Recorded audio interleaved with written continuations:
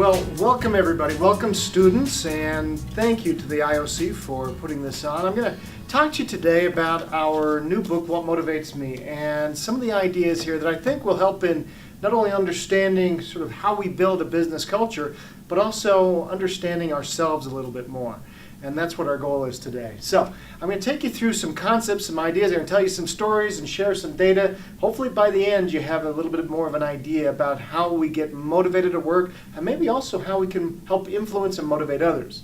I want you to think first off about the people around you. You know, your friends, maybe you have siblings, roommates, spouses, whoever surrounds you in your life. And I want you to think, do they have the same motivators as you? Probably not.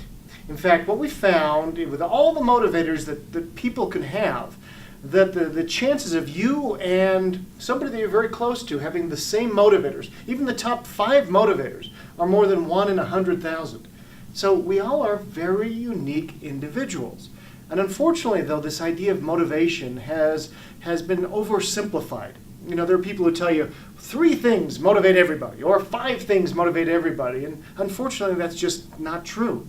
We're all very unique. However, we do share these building blocks that are the basis of motivation that I'll talk to you about in a minute. So, what is it exactly that motivates you, and why should you care about it? Well, one reason for our existence on this earth is to figure out what motivates us. What are our passions? You've probably thought at some point in your life there's some uniqueness inside of you. Well, it's your job today to really think about that and bring that out in the next 30 minutes or so. So here's what we found in all of our research. Now we've interviewed more than 850,000 people, my co-author Chester Elton and I, over the last decade. And here's what we found, is that the most motivated people also are the happiest. They are 150% more likely to have a happy life outside of work if they are motivated. Also, they're also more likely to be more productive, earn higher salaries, all those good things we're looking for. So obviously this is something we all want to do. Now the question is, how do we do it? That's what we're going to talk about today. There is this myth, and I'm going to share a few myths as we go through on motivation. The first is that most people are fairly satisfied with their work. They're fairly engaged. They're fairly motivated at work. Here's the unfortunate fact, is that motivation is at an all-time low in not only the United States but globally. According to the Conference Board, more than half of people are dissatisfied in their work right now. The Gallup organization, the great survey organization, says that about 87% of the world's workers are either disengaged or somewhat disengaged. So this is a problem. We have a small percentage, according to Gallup, who are engaged, and according to the Conference Board, half of people are dissatisfied with their work. There's something that is missing here. So what do we do to address this? Now, first off, when you think about this, you'd think, oh my gosh, all these people are dissatisfied. They probably want to leave their jobs, right? Now, here's another myth, is that most people want to leave their jobs. Actually, according to a recent survey, about 60% of people say they're in their ideal jobs. So you got 60% of people who say they're in their ideal jobs, which is wonderful. We got a majority of people who say, I'm doing what I should be doing, but unfortunately I'm disengaged, I'm dissatisfied. So there's a disconnect here. There's something missing. People want to stay in their jobs when they get them, but there's something missing that's not making them motivated. So, is the definition of success wrong? Or have we been looking at things the wrong way? So a couple of thoughts here. First off, this is not about our personalities. Now, there are some wonderful tests out there that will tell you, Briggs-Myers, or Myers-Briggs, or DISC, or other great assessments that would tell you what your personality is. We're not talking about personality today. Personalities are set very early in life, and they are who you are. Second, this is not a strengths assessment. What we're talking about here is not a strengths assessment. You think about this as a Venn diagram. We have personality as part of the Venn diagram. We have strengths as part. But the piece that's been missing in the assessment world is what we love to do. What is it that we are driven to do? Because we can have things we're good at and things that our personalities say we might fit with, but nobody really has asked us, what do you love to do in your work? That's where the Motivators assessment comes in from What Motivates Me. It's a series of 100 questions, an online assessment in the book that will lead you to understand really what it is that drives you at your core. Now, unfortunately, we live in a world that is very strengths-based, and that's a good thing in many cases, but for other people it is not. Andre Agassi, the great tennis player, tells a story of how he was sort of coerced into becoming a tennis player by his father, who just hit balls at him hour after hour, yelling at him to hit harder and hit harder. He says, I grew to learn to hate tennis. He says, but it was the only thing I thought I could do for a job because it was my strength. What Agassi says is, how many people in the working world have the similar problem, where they are locked into something because of their strengths? Maybe Julie is good at details, so she always has to work on the details of a project they're working on. But she says, I would love to work with clients. I'd love to be more creative. That's what really drives me. And they say, no. You're good at the details. You stick with details. That's not driving her forward. Or let's say Katie is in college and her parents say, you're so good at math. You should become an engineer. And so she tries to become an engineer, and it's a slog for her. She's good at math, but she doesn't enjoy the ideas of calculating, the steel girders and wind shears and all these things that engineers do. And she takes a class on women's studies, and all of a sudden she goes, wow, I love this idea of social responsibility. But her parents say, that's not a very good career move for you, Katie. And so there are these challenges that we come up with. Now, with that said, as we look at what we love to do, that doesn't mean that we can all be whatever we want to be with no consideration of our abilities. Those things which we're passionate about but not very good at, they're our hobbies. No matter how much I love to play hockey, I will never play in the National Hockey League. That's not in the cards because I don't have the ability. So we have to be good at something, we have to marry that with a market need, and we have to love what we do with that. But the part that's missing is that nobody really asks us what we love to do. And that's where the assessment comes in. So let me let me bring you to the research for what motivates me. This was the largest study ever conducted of its kind. We interviewed more than 850,000 people over a 10-year period to determine really what does motivate people. We asked a couple of important questions in the data finding. First off, we asked, why is somebody motivated or not motivated at work? Next, we asked them, when are you most energized at work? When do you have that skip in your step? When are you feeling most excited about your work? And finally, we asked people, why do you quit your jobs? And what are the factors that lead to quitting? So from all that data, we were able to identify, from this 10-year study, 850,000 people, we identified a list of 23 different motivators. And again, I wish that I could bring you just 3 motivators or 5 things that motivate people, but that's not realistic. We're all very different. Now, of this 23, there are ideas in there that range from creativity to learning to developing others to purpose to money to recognition, all these different ideas. Some are intrinsic, some are extrinsic. They're both important. Some of us are driven by intrinsic motivators, some by extrinsic. And what we have to understand, there are no bad motivators. You can't look at money, for instance, and say, oh my gosh, he's driven by money. He must be hedonistic. He must be a money grubber. No. Different people have different motivators or reasons why they're motivated in those ways. Some people driven by money had poor backgrounds, and money means freedom to them and security. There are a lot of reasons why we land where we do, but we're all different. Now, I'm putting up on the screen right now a couple of motivators assessment results. Now, on the right is my assessment. I am driven first and foremost by creativity, ideas like learning, autonomy, variety, ownership, etc. My colleague, my writing partner, Chester, is on the left. He is driven by ideas like friendship and service and fun and empathy. You can see we're different, and yet we've been writing partners for the last 15 plus years. We work together great, but we are very different in how we approach our work. If you look for somebody to send to a conference to build relationships and really network, you send Chester, my partner. He loves to create new friendships. He's driven by fun and having a great time. Me, you give the next big idea. You send me away, sequester me for a few months, and I'll come up with the next big book idea, the next big training. That's what I love to do. We happen to both be pretty good at those things too, but But that's really what motivates us. We're good at them because we love to do them. We've worked on them over our careers. Now, you'll look at some differences too, though. Next, I show you the idea of empathy. It's 22nd on my list of 23. It's number 5 for Chester. Now, who would we point to work with an employee who's having a difficult time? Obviously, it'd be Chester. He's much more empathetic than me naturally. Now, it doesn't mean I can't become empathetic. I can if needed, but it's just not a motivator for me.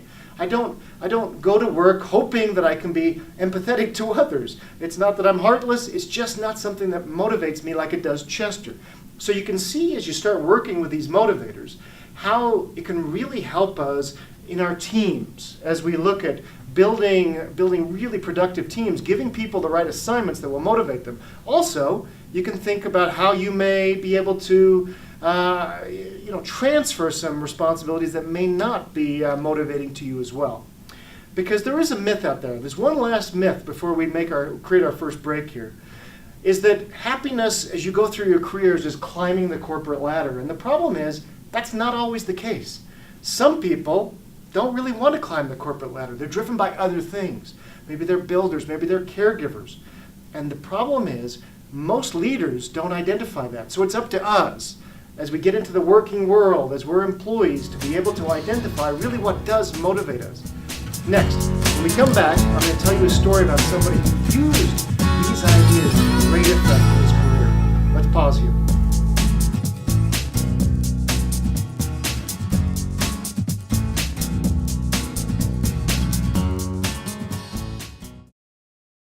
Well, welcome back, everyone. We're continuing our journey of motivation and understanding this concept of what motivates me.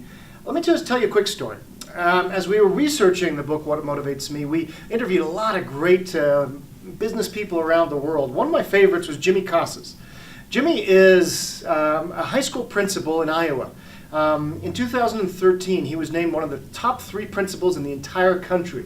This guy is an amazing educator. He inspires young people, and he has done for the last couple of decades. Now, what Jimmy does is that he really works with individuals one-on-one in his schools to identify what their passions are, what they love to do. He says, we really focus as a society on weaknesses. What do you got to get better at? And he says, that's not what people are going to do for the rest of their lives. They're going to do things that they love to do. Now, to back up, Jimmy wasn't always this way. He says, I grew up as a young Hispanic man that I thought the world hated me. I thought the world was picking on me because I was poor and I was a minority. He says, I got to college, but nobody really thought I should be there. So he says, I flunked out, or dropped out actually, within a few months. And he started selling insurance. Now, insurance was something he was really good at. He was a great salesperson, and within a year, he was offered a top spot in the company, making more money than his father had ever made. And he's 18, 19 years old. And so he was so happy. He went to tell his boss the good news that the brass at corporate had offered him this job, and he found his boss in tears. The job that he'd been offered was his boss's. And the man, he said, was 50 years old. He was in tears. He was saying, who's going to hire me? I've got no education. What do I do now? And Jimmy realized, I bet the company treats me that way when I'm 50. So he went back to school, and he got a degree. But he had to figure out what he was passionate about. So he says, I started looking around, and he says, I was on campus. I noticed a flyer on a telephone pole, and it said, we're looking for some ESL teachers or volunteers because we've got some kids in our elementary school. They don't know how to speak English. Could you come in and help us? And he said, I could do that. I'll wait to practice my rusty Spanish. He says, I went in for a day a week. Pretty soon it was 2, then it was 3, and then I was working every day for nothing. But I loved it. He says, I'd found my reason for being. I said I was going to be a teacher, an educator, and later an administrator, and in fact an entire school. He says, my first job was in the inner city. I was going to go tackle the inner city, and he says, it kicked my butt at first. He says, I wasn't ready for the apathy. I wasn't ready for the violence and all these bad things. He says, but I realized I couldn't change the entire school, but I could change one kid's life at a time by listening to their stories and figuring out what they love to do in their lives. That's how Jimmy Casas has made such an impression. And that's how we can too. We figure out what motivates us. Now, we're all different. We took those 23 motivators and we organized them into 5 clusters through this factor analysis. Now, the 5 identities are these. The first off are the achievers. The second are the builders. The third are the caregivers. The third are the reward-driven, and the fifth are the thinkers. I'll tell you more about these in a moment. Jimmy Casas, though, was a builder. He loves to develop others. He's about friendship and purpose and all these wonderful ideas. He is a builder. And if he'd have gone down that road of selling, it just wasn't his passion. Selling is for people who are reward-driven and who are achievers. That's not Jimmy. He could have done well at it, but he wouldn't have loved it. He wouldn't have felt like he'd had a rewarding career near the end of his life. So let me give you more on these 5 identities. The first are achievers. These are people who just love a good challenge. They love to solve problems. I think about it this way, because you've got achievers and you've got the reward-driven. I'm very reward-driven. I'm a thinker first, but reward-driven second. Achievers, I think about it this way. An achiever will just run a 5K or a marathon just to run it. Reward-driven, I won't run a 5K unless I think I can win my age group, because I want to win something. Or an achiever just wants the challenge. Achievers are wonderful in organizations because they just want to solve problems. They want to achieve. The next group are the builders. Think Martin Luther King Jr. here. These are people who want to help others grow. They're so purpose-oriented, service-oriented. Builders make great leaders. Caregivers are people who are driven by ideas like empathy and fun and family. They make great healthcare workers. They make wonderful people on phones, dealing with people in retail. Caregivers are so important to an organization because they care about your customers and they can empathize with them. The reward-driven are wonderful in sales positions and other sort of driven positions because they're all about prestige, recognition, rewards, money, things like that. You want somebody to hit a goal, you get a reward-driven person working on it. The last group are the thinkers. Now, this is my first identity. They're driven by ideas like creativity, by impact, by variety and learning. Thinkers think Steve Jobs. Think of anybody who really sort of creates. It could be more on a technical side or more on an artistic side. But thinkers really are the people who come up with your new ideas. So those are the 5 identities. Now, how do they work? And what sort of, what would you find when you received your assessment and it spits it back at you and says, great, you are a caregiver. Now, what we're made up by, though, is not only our primary identities, but also the motivators that fall within those. So say, for instance, you are reward-driven as your number 1 identity, but maybe achievements in there also. So you have some other of achiever identity or motivators like pressure or excitement, thinker identity. Well, maybe you'd be a good stockbroker. Maybe your caregiver is your number 1 identity, but you're also driven by prestige and recognition. Well, maybe then you'd want to be, even though you're a caregiver, maybe you want to be the head of the PTA or the head of a nonprofit. You can see how we could start playing with these. A thinker who also has builder tendencies might become a teacher. There's a lot of ways we take these ideas and help sculpt our careers as we go forward. And that really is a key finding that we found in writing this book, is that we job sculpt. We take those chisels and we create something meaningful for our lives. When Michelangelo unveiled his statue of David in 1504 in Florence, everybody was a critic. All the local artists complained that, one of the legs was longer than the other, one of the hands was bigger. There was something wrong about one of the left buttocks. Some of the artists were complaining. Piero Soderini, who was the head of the Florentine Empire, looked up at Michelangelo's David and he said, the nose is too big, he said. And so Michelangelo climbed back up on his ladder with marble dust hidden in his hand, and he pretended to chisel on the offending nose, but he was simply letting marble dust fall to the ground. He returned back to the ground, and Soderini looked up and he said, much more lifelike. Thank you. And he hadn't changed a thing. Why? Because Michelangelo knew he had created a masterpiece. Later in his life, he said this. He said, in every block of marble, I see a statue as plain as though it stood before me. I only have to hew away the rough walls that imprison it. Isn't that wonderful?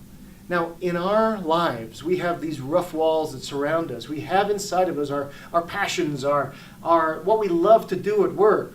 We only have to sort of separate that. We have to sculpt away. We have to sculpt our careers, if you will.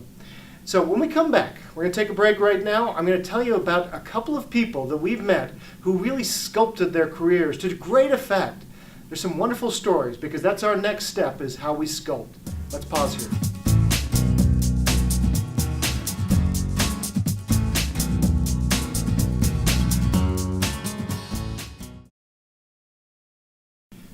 Welcome back. Our final segment, we're going to talk about job sculpting and give you a few ideas and a few examples as well, and also help you identify your motivators. The first story I wanted to tell you about, as we interviewed different people for the book, one of my favorites was a fellow by the name of Blake Mellon. Blake is one of the most successful entrepreneurs that I've had a chance to meet.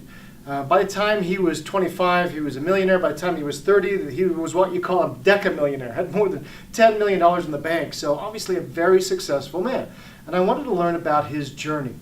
He told me that he had graduated from university in 3 years. He had just flown through, and everybody expected him to go to law school, all of his family, because in his world, in his family, that you either became a doctor or a lawyer if you were successful, and he hated blood. So he says, I was going to become a lawyer. But just before he graduated, one of his friends sent him a late night text message saying, hey, you want to make some money? And they invited him to a meeting, and it was a meeting for a multi-level marketing firm. And his friends told him, oh my gosh, don't get involved with multi-level marketers. And he went, hey, he says, I got no preconceived notions. These look like great people. Looks like a fun little job. I'm going to give it a try. And not only did he give it a try, within a year or so, he was making more money than the professors teaching him. He was doing really, really well. And so when he graduated, he said to his mom and dad, I'm going to start my own multi-level marketing firm. And he did with a couple of partners. It's called Visalis. Today, it's earned more than $1 billion in revenue, and it's wildly successful. Now, as you look at Blake, he's an achiever, but he's also a builder. Now, would life working in the law have satisfied his need to build? Perhaps, but he was also driven by other ideas like ownership and other ideas like variety and creativity. He brought all those into his world, where he is now the chief marketing officer of this organization that he founded. He's an achiever, but he's a builder. And he says, I love to help people lose weight. That's what his company's all about. He says, I've been able to change thousands and thousands of people's lives around the world because of my company. It's just a simple way of thinking about this as we think about our motivators. Yes, he would have probably been successful as an attorney, but would it have fulfilled all of his motivators? We don't know, but he knows the job he's in right now is extremely fulfilling as well as very rewarding. Now, the next person I wanted to tell you about is a woman named Jennifer Whitehouse. I met her in New Orleans, and she was an accounting manager for a law firm, had a family, and just loved what she did. And she was so excited about her work that I wanted to interview her. And a fascinating story. She was actually a theology student at Notre Dame University, was considering whether or not to take vows and to become a nun in the Roman Catholic Church. And when she met her husband-to-be, and she said, I just knew from that moment this is the man I was going to marry, and made her decision for her. So she said, but I was still taking these theological classes, and she says, it just wasn't my passion, but she says, I felt like I should do it. You know, she's a caregiver. She's somebody who's very, very tuned into other people's emotions. She says, but I'd taken accounting classes in my undergraduate, and she says, I just loved those classes.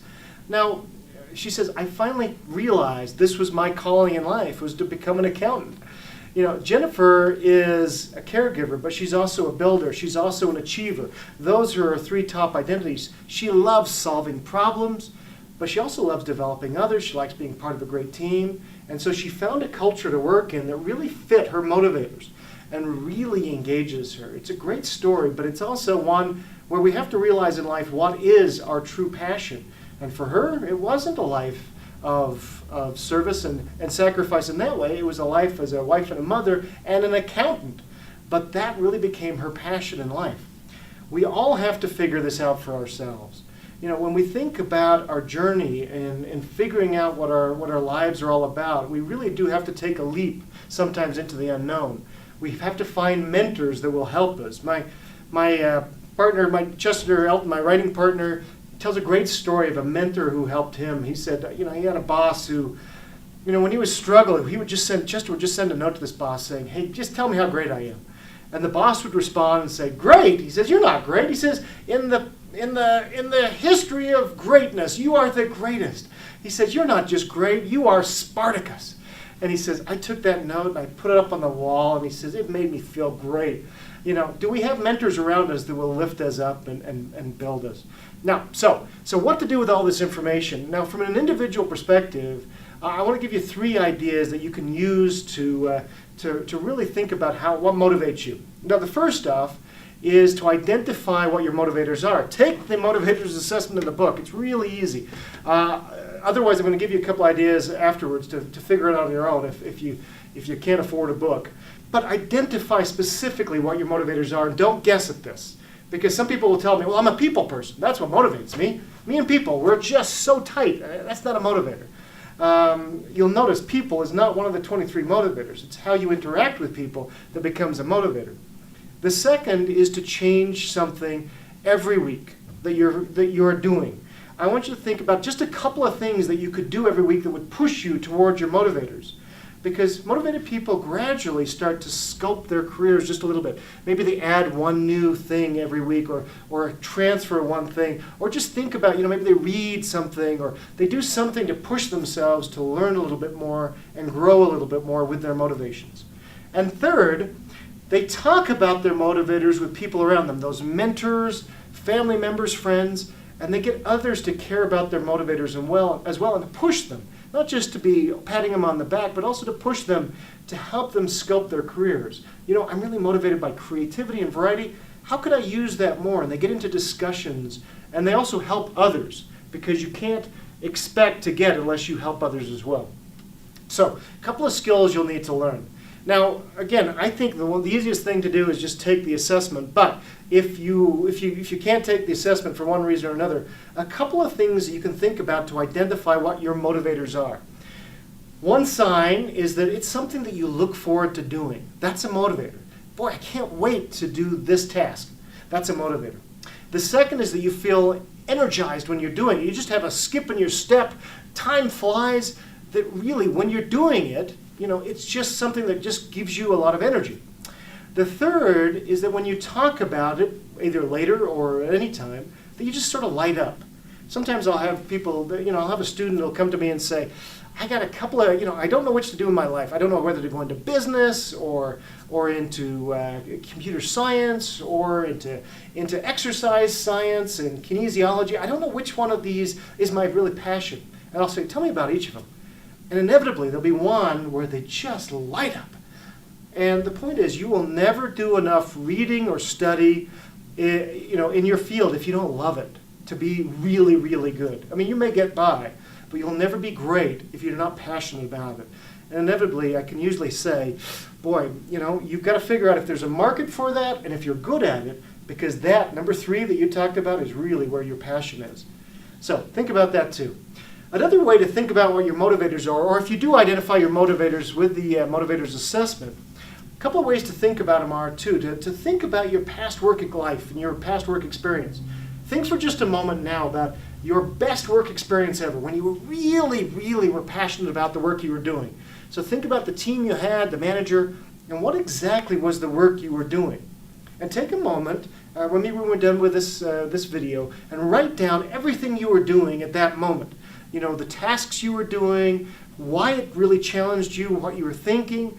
And then after you've written that narrative, circle the ideas that you find most motivating. Maybe it was ideas like, creativity, or you were able to really make an impact, and those become your motivators. Those really do become things that you're very passionate about.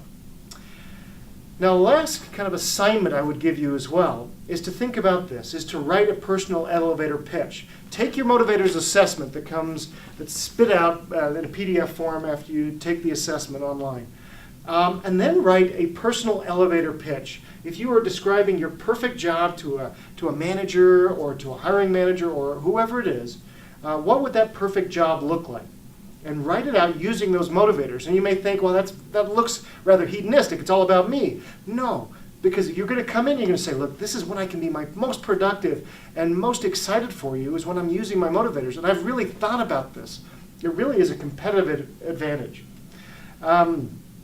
That is, in a nutshell, the idea of motivation. I've hit it from a very high level, from an individual perspective. We could also spend another half an hour talking about motivation from a manager's perspective and how you motivate others. But the point is, this is so important to us as individuals to figure out what our passions are. When I was first starting to work, I was in university and I spent the summer working in a grain elevator, trying to make money to get back to school. And I shoveled grain and I loaded up rail cars that were going to the coast. And you know, some of the men, I hate to admit, in that big grain elevator, huge grain elevator, spent their days trying to avoid work. They played cards, and when the boss was coming, they all scrambled. But the electrician in the grain elevator took me aside one day and he said, "Work with me today." And so I did. I followed him around and I helped him out. And he says, I've been noticing, he says, you've been hanging out with these guys who don't want to work. He says, don't do that in life. He says, have a passion. He says, you're going to spend the next 40 years working. He says, you don't want to spend it miserable. He says, trust me, when you love your work, the days will fly by for you. You will be excited about coming in every day. And those words have stuck with me, for the last however many decades as I've been working. I have to know what really motivates me. And that's my hope for all of you, is that, wherever you are in the world, that you really, really will look back on your time on this little blue planet and say, I live true to what motivates me. That's my hope for all of you. I know we can build more productive organizations when people are motivated, but also personally, it's just the right thing to do, to be able to live in alignment with what our passions are. So thank you, everybody, for your participation and your excitement about this idea, and for watching, and good luck as you put your passions to work. Thanks.